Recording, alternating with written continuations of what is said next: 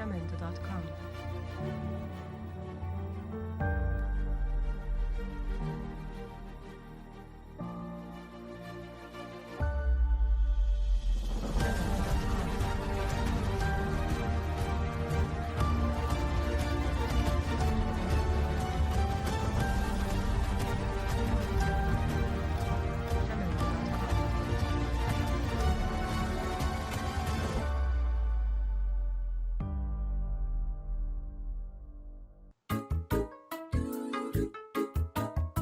Bienvenidos a una nueva clase flipada de biología.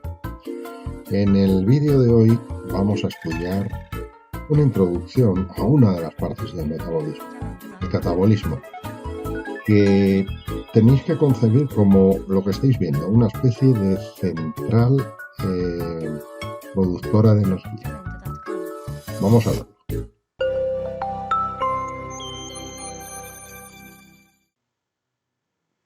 Bueno, hasta ahora, seguramente como aproximación al concepto de catabolismo, en cursos anteriores os han podido decir posiblemente que es la fase destructiva del metabolismo.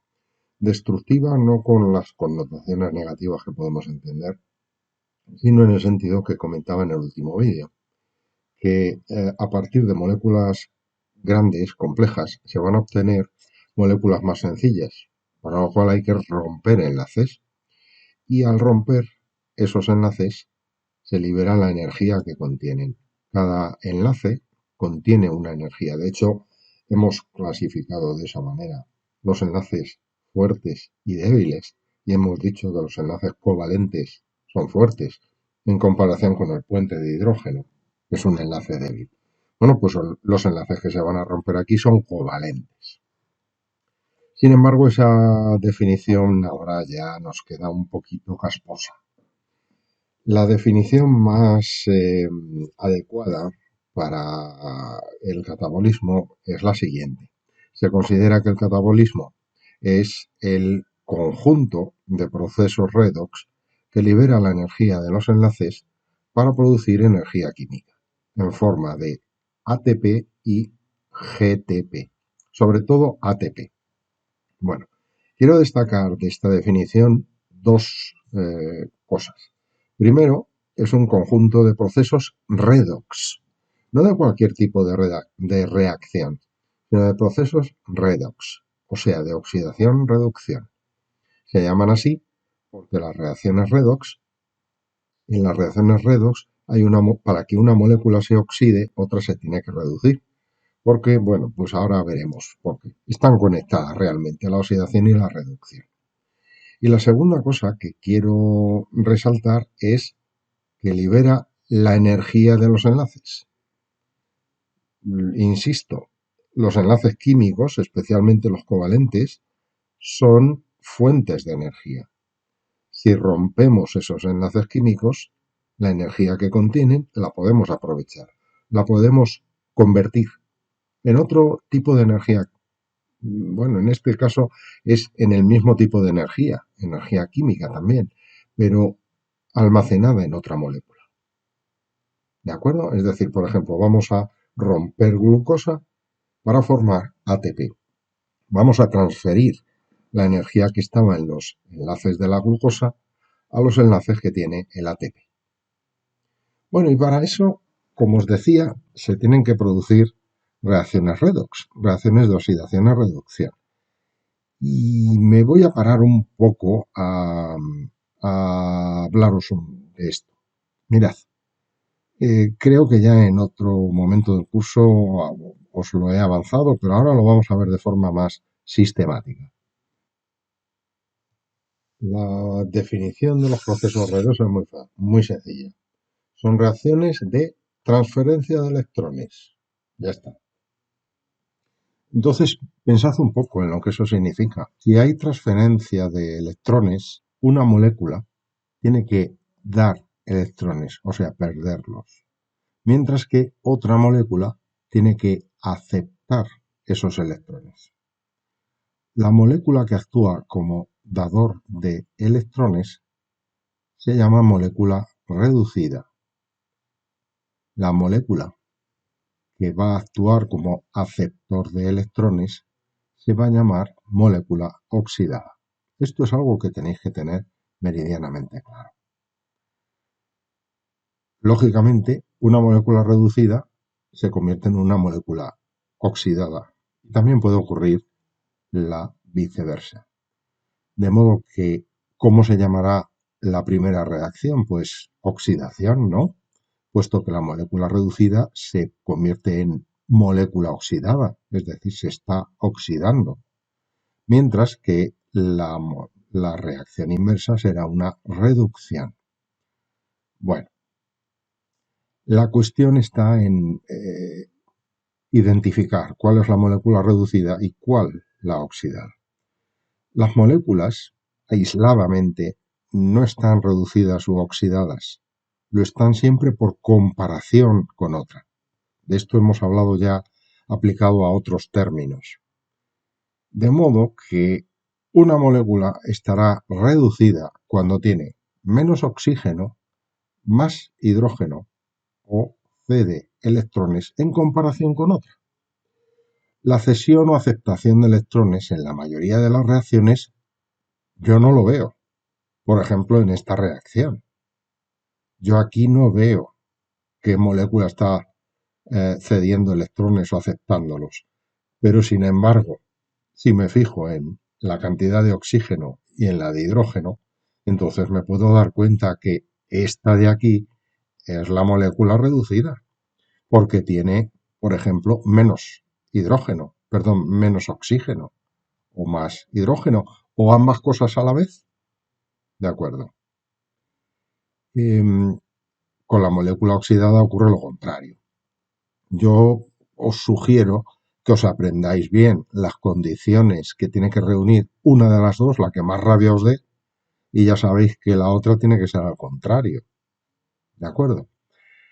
Respecto a las reacciones, eso respecto a las moléculas. Respecto a las reacciones, pues la reacción de oxidación, digamos que técnicamente se define como una reacción de pérdida de electrones, ¿vale? Y la reducción como una ganancia de electrones. Sin embargo, nosotros lo que vamos a ver es que en la oxidación se pierde hidrógeno o se gana oxígeno, o ambas cosas a la vez. Y en la reducción, lo contrario, se gana hidrógeno y se pierde oxígeno. Vamos a verlo con un ejemplo. Este ejemplo no es un ejemplo cualquiera, es una reacción que dentro de un par de vídeos hablaremos de ella. Es la fermentación láctica. Es una reacción muy importante que tiene incluso interés industrial, porque gracias a ella la leche se puede convertir en yogur o en queso, ¿no? Entonces, tiene bastante interés. Es además un caso muy sencillo. Bueno, es una reacción solo, y fijaos que una molécula que se llama piruvato, ahora os suena chino, pero dentro de unos días vais a ser íntimos amigos, se convierte en lactato o ácido láctico. Por cierto, el piruvato también se puede llamar ácido pirúvico. De hecho, todas las moléculas que veáis terminadas en ato se pueden denominar ácido con el mismo nombre, pero terminado en ico. Bueno, pues si las comparáis, os dejo unos instantes para que las comparéis vosotros mentalmente. Bueno, creo que está clarísimo que tanto el carbono 1 como el 3, o sea, los carbonos de los extremos, son iguales. Hay un grupo COO, o sea, realmente es COOH, un carboxilo, en el carbono 1, en ambos, y el carbono 3 es un metilo, CH3. Es decir, la diferencia entre el piruvato y el lactato se encuentra en el carbono 2. Miremos a ver cómo son. Nos fijamos en los oxígenos. Ambos tienen un átomo de oxígeno. Vale. Sin embargo, el piruvato no tiene hidrógeno y el lactato tiene 2 átomos de hidrógeno. ¿Cuál es la molécula oxidada? El piruvato, efectivamente, porque tiene menos hidrógeno. Por lo tanto, la molécula más reducida es el lactato. ¿Qué tipo de reacción es? Pues depende. Depende de si la miro hacia arriba o hacia abajo.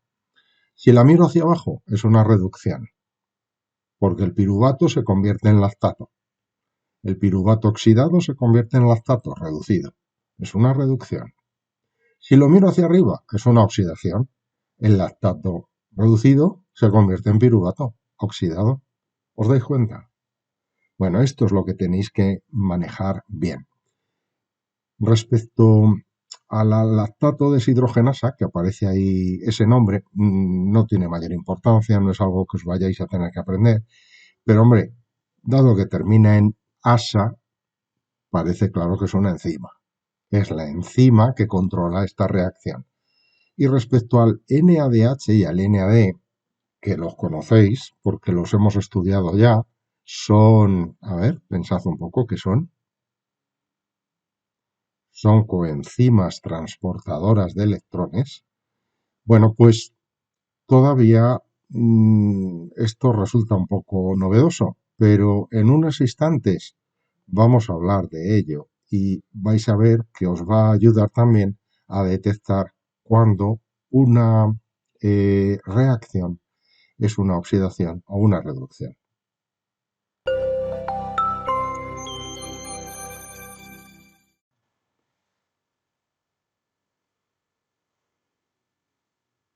Desde el punto de vista biológico, no todas las oxidaciones son iguales. Vamos a poder distinguir dos procesos oxidativos diferentes que os voy a ir comparando poco a poco. Esta diapositiva al principio os va a resultar un poco indigesta porque hay algunas cosas que yo ahora las voy a decir pero no las voy a poder explicar. Sin embargo, al terminar el tema sí que lo vais a entender todo perfectamente. De hecho, retomaremos otra vez esta diapositiva y veréis que la entendéis mejor. Bueno, vamos a ello. Los dos tipos de oxidaciones que se pueden distinguir biológicamente se llaman fermentaciones y respiración celular. Son los dos tipos de procesos oxidativos que podemos encontrar en las células. Las diferencias son muy claras. En las fermentaciones la oxidación es incompleta, mientras que en la respiración celular la oxidación es completa. ¿Cómo se puede saber si la oxidación de una molécula orgánica ha sido completa o incompleta? Pues muy fácil. Si el resultado final, que es el aceptor final de electrones, es una molécula orgánica, entonces tenemos una oxidación incompleta. Es decir, en las fermentaciones, otra de las características es que el aceptor final es orgánico. Sin embargo, cuando la oxidación es completa, cosa que ocurre en la respiración celular, como ya hemos dicho, entonces el aceptor final es inorgánico. Es decir, la molécula final que se queda con los electrones es una molécula inorgánica. Concretamente, CO2, dióxido de carbono. Otra diferencia, la tercera, es muy fácil, y tiene que ver con el lugar de la célula en donde ocurre cada una de ellas. La fermentación sucede en el citoplasma. La respiración celular, sin embargo, ocurre en las mitocondrias. Muy sencillo. Bueno, y queda una última diferencia que es la que ahora os va a resultar más difícil porque ahora todavía no lo entendéis, pero lo entenderéis en su momento. Yo ahora me voy a limitar a enunciarlo. Vosotros os vais a limitar a creerlo, como si fuera la Biblia. Os lo creéis. Y ya llegará el momento en el que yo os explique lo que voy a decir ahora, que son unas palabras un poco bruscas. Venga, vamos a ello. La cuarta diferencia es que en la fermentación se produce la fosforilación del ATP a nivel de sustrato, mientras que en la respiración celular la fosforilación del ATP se produce asociada a un gradiente quimiosmótico, que, como os habéis quedado, os había parecido duro fosforilación a nivel de sustrato, pero luego ha llegado detrás asociada a gradiente quimiosmótico, que es mejor todavía, ¿verdad? Bueno, en fin, estas son las diferencias entre los dos tipos de oxidaciones. ¿Esto qué es? ¿Qué? ¿Esto qué es? ¿Esto qué mierda es? ¿Esto qué es? Pero ¿esto qué es? Pero no me diga, ¿pero esto qué es? ¿Esto qué es? ¿Esto qué es?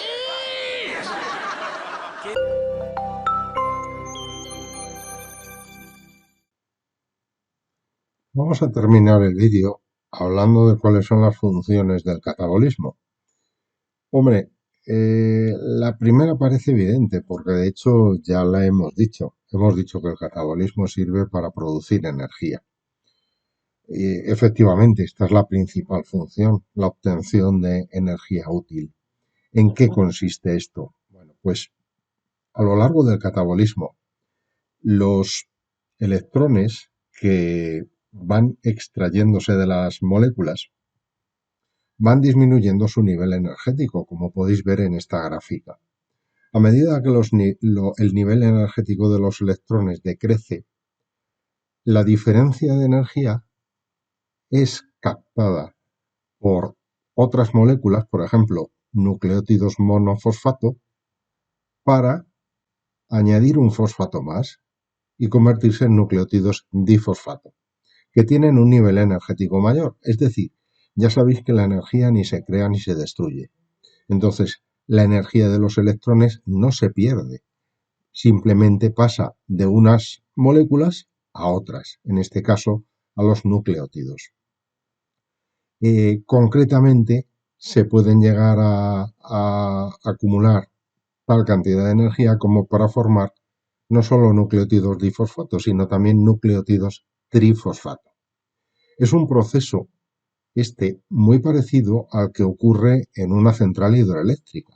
En una central hidroeléctrica se hace pasar el agua por una turbina y convierte energía mecánica en energía eléctrica. ¿Cómo? Pues el agua está a una cierta altura, por lo tanto tiene una cierta cantidad de energía potencial. Cuando el agua cae hacia zonas más bajas, la energía potencial se convierte en energía cinética, es decir, en movimiento. El agua comienza a moverse deprisa y cuando alcanza la turbina, esa energía cinética a su vez se convierte en energía eléctrica cuando la turbina comienza a girar. Algo parecido es lo que sucede con este movimiento de los electrones que se conoce como cascada energética, justamente por analogía a lo que sucede en las centrales hidroeléctricas. Otra importante función del metabolismo, del catabolismo, es la producción de poder reductor. Vamos a ver qué es esto del poder reductor. Vamos a ver. Hemos visto que los seres vivos en ocasiones hacen reducciones, un tipo de reacción que se llaman reducciones, y que en las reducciones hay una molécula que va a ganar hidrógeno, por ejemplo. Vale. Bueno, pues ese hidrógeno habrá que sacarlo de algo. Y ese algo son otras moléculas a las que vamos a llamar poder reductor. Son moléculas que van a proporcionar el hidrógeno necesario para reducir a otra molécula. ¿De acuerdo? O sea, realmente el nombre es muy lógico. Bueno, pues estas moléculas que proporcionan el poder reductor, lógicamente, tienen que ser capaces de, en ocasiones, almacenar hidrógeno y en otras ocasiones soltarlo. Es decir, tienen que ser capaces unas veces de oxidarse y otras de reducirse. Bueno, pues justamente las moléculas que hacen esto son las coenzimas transportadoras de electrones, porque recordad que en realidad las reacciones de oxidación-reducción no solo consisten en transportar hidrógeno u oxígeno, sino también electrones. Bueno, ya vimos hace un montón de temas en el trimestre pasado que las dos coenzimas más importantes de este tipo son el NAD y el FAD. Aquí tenéis el NAD. El NAD son las siglas de nicotinamina adenin dinucleótido. Es un dinucleótido, ¿vale? Pues vamos a fijarnos en su estructura. Y efectivamente, fijaos como aquí en la parte inferior tenemos una base nitrogenada que es la adenina, una pentosa y un fosfato. Efectivamente, es un nucleótido. Pero ahora fijaos en lo que queda por encima. Hay otro fosfato que está unido al anterior, pero que además se une a una pentosa y que además se une a otra base nitrogenada. Efectivamente, es un dinucleótido. Vale. Bueno, pues ahora quiero que os fijéis en esta parte que está coloreada en rosa, porque esta parte coloreada en rosa es capaz de aceptar 2 electrones y 2 protones, o lo que es lo mismo, 2 átomos de hidrógeno, ¿no? 2 átomos de hidrógeno tienen 2 electrones y 2 protones. Y fijaos que el protón, uno de los protones, se viene a este vértice de aquí. ¿Lo veis? Al principio solo hay un hidrógeno, pero después hay 2. Y el segundo protón se transporta en el medio, es decir, va asociado a la molécula, pero no combinada con la molécula. Las dos formas que os indica aquí es simplemente que quiere decir que el protón que va a ser transportado se puede colocar o a la derecha o a la izquierda. ¿Qué pasa con los electrones? Bueno, pues los electrones, fijaos a dónde van a ir a parar. ¿Veis que aquí en el nitrógeno hay una carga positiva y ahora hay 2 puntitos? Pues ahí es donde van a ir los electrones. Bueno, en definitiva, cuando el NAD acepta 2 electrones y 2 protones, se va a convertir en NADH, que realmente el NADH reducido, ya os dije que se escribe como NADH más H más, para indicar que un hidrógeno va combinado y el otro va en el medio. Respecto al FAD, pues algo parecido. El FAD es también un dinucleótido. Es más difícil reconocerlo. Aquí tenéis en la parte inferior un nucleótido que se reconoce muy bien y aquí en la parte superior un fosfato, otra pentosa, pero en este caso abierta, lineal, y una base nitrogenada en la parte superior. Es un dinucleótido también. En este caso, los hidrógenos van combinados de esta manera. ¿Veis que los dos hidrógenos van unidos al propio FAD? Por eso se escribe, cuando está reducido, FADH2. ¿Vale? Vamos a ver ahora cómo funcionan estas coenzimas. Para ello, vamos a utilizar otra vez el ejemplo de la fermentación láctica. Antes dijimos que el piruvato se reducía a lactato. Entonces, si el lactato se reduce, quiere decir que gana hidrógeno. ¿De dónde saca el hidrógeno el lactato? Pues fijaos que al mismo tiempo que el piruvato se convierte en lactato, el NAD reducido, es decir, NADH más H más, se convierte en NAD. ¿Qué ha pasado con los hidrógenos? Pues aquí los tenéis. Han ido a parar al lactato. Si recorremos la reacción al revés, el lactato se oxida a piruvato, pues entonces ocurre también lo contrario con el NAD. Es decir, el NAD oxidado se reduce a NADH más H más. Es decir, los hidrógenos del lactato pasan al NAD y entonces el piruvato queda oxidado. el FADH2 funciona exactamente igual.